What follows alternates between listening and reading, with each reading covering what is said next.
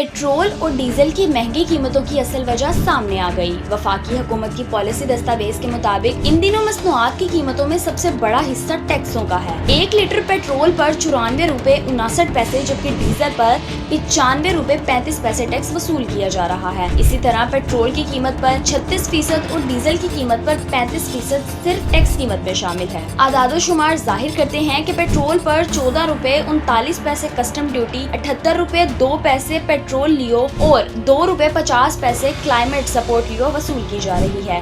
Diesel पर भी इस नौयत का टैक्स आयद है। हुकूमत के ऐलान के मुताबिक पेट्रोल की मौजूदा कीमत 264 रुपए 61 पैसे और डीजल की कीमत 272 रुपए 77 पैसे है। माहिरीन कहते हैं कि अगर टैक्स निकाल दिया जाए तो कीमतें 170 रुपए के करीब रह जाएंगी, जिससे आवाम पर असल बोझ टैक्सों की वजह से बढ़ रहा है।